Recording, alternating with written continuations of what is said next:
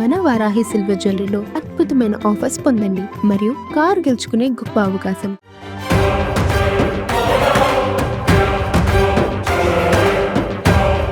నమస్తే, welcome to it's UTV. నేను జానకి.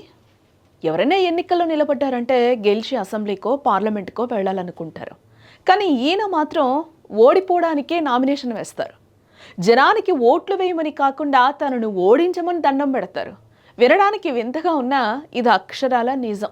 సీఎంలు పిఎంలు ప్రత్యర్థి ఎవరైనా సరే ఈయన బరిలో ఉండాల్సిందే.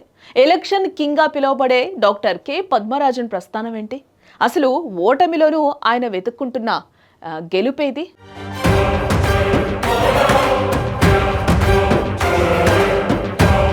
రికార్డుల కోసం మనుషులు ఏవేవో విన్యాసాలు చేస్తారు. కానీ పద్మరాజన్ చేసే విన్యాసం నామినేషన్. తాజాగా ఆయన తన 253వ నామినేషన్ దాఖలు చేసి అందరినీ ఆశ్చర్యపరిచారు. సేలం జిల్లాలోని మెట్టూరు అసెంబ్లీ నియోజకవర్గం నుంచి స్వతంత్ర అభ్యర్థిగా మరోసారి సమరశంఖం పూరించారు ఈయన. చిత్రం ఏంటో తెలుసా? చిత్రం ఏంటంటే ఈసారి నామినేషన్ వేయడానికి అవసరమైన డిపాజిట్ సొమ్ముని కూడా తన స్నేహితుడి దగ్గర అప్పుగా తీసుకున్నారంటే ఎన్నికల పట్ల ఆయనకున్న పిచ్చి ఎలాంటిదో ఇక్కడ మనం అర్థం చేసుకోవచ్చు.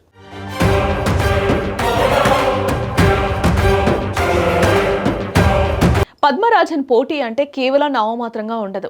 మాజీ ప్రధానులు అటల్ బిహారీ వాజ్పేయి, పివి నరసింహారావు, మన్మోహన్ సింగ్ నుంచి నేటి ప్రధాని నరేంద్ర మోదీ వరకు అందరిపై ఆయన పోటీ చేశారు.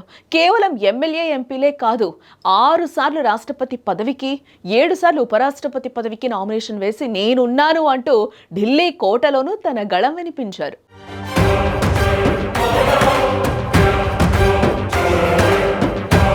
సొంత రాష్ట్రమైన తమిళనాడులోనూ ఆయన రికార్డు తక్కువేం కాదు. జయలలిత, కరుణానిధి, ప్రస్తుత సీఎం స్టాలిన్, మాజీ సీఎం పళనిస్వామి వంటి హేమాహేమిలను ఎన్నికల బరిలో ఎదుర్కొన్నారు. ఇక ఇప్పుడు మరో సెన్సేషన్ కు సిద్ధమయ్యారు ఈయన. త్వరలో జరగబోయే ఎన్నికల్లో ప్రముఖ నటుడు, తమిళిగ వెట్రి కళగం అధ్యక్షుడు విజయ్ పై కూడా పోటీ చేస్తారని ప్రకటించి హాట్ టాపిక్ గా మారారు. 2011 మెట్టూరు ఎన్నికల్లో ఆయనకు వచ్చిన 6700 ఓట్లే ఇప్పటి వరకు ఆయన కెరియర్ లో హైయెస్ట్ ఓట్ల రికార్డ్. గత 38 ఏళ్లుగా ఈయన అలుపెరగని పోటీ చేస్తున్నారు. ఒక్కసారి ఓడిపోతేనే రాజకీయ సన్యాసం తీసుకునే నేతలున్న ఈ కాలంలో 252 సార్లు ఓడిపోయిన చెక్కు చెదరని చిరునవ్వు ఆయన సొంతం. ఈ ఓటమి పరంపర ఆయనకు అంతర్జాతీయ గుర్తింపు తెచ్చింది. అత్యధిక ఎన్నికల్లో పోటీ చేసి ఓడిపోయిన వ్యక్తిగా ఇప్పటికే Limca book of records, India book of records లోకి ఎక్కారు.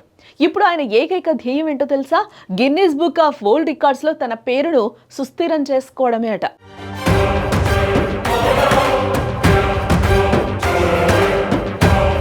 అసలు ఈయన బ్యాక్గ్రౌండ్ ఏంటి అని చూస్తే, పద్మరాజన్ ఒక హోమియోపతి వైద్యుడు.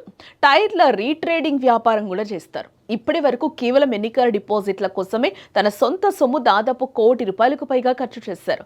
గెలవడం తన ఉద్దేశం కాదని, ప్రజాస్వామ్యంలో ఒక సామాన్యుడు కూడా అగ్రనేతలతో పోటీ పడొచ్చని నిరూపించడమే తన లక్ష్యమని ఆయన గర్వంగా చెప్తూ ఉంటారు. ఓటమిని చూసి భయపడితే రికార్డు సృష్టించలేమని పద్మరాజన్ నిరూపిస్తూ ఉన్నారు. గెలుపు కోసం కాదు, పట్టుదల కోసం ఆయన చేస్తున్న ఈ ప్రయాణం విలక్షణమైంది. గిన్నీస్ రికార్డే ధ్యేయంగా ముందుకు సాగుతున్న ఈ ఎలక్షన్ కింగ్ మరిన్ని నామినేషన్లు వేయాలని, తన ఆశయాన్ని నెరవేర్చుకోవాలని మనం కూడా కోరుకుందాం.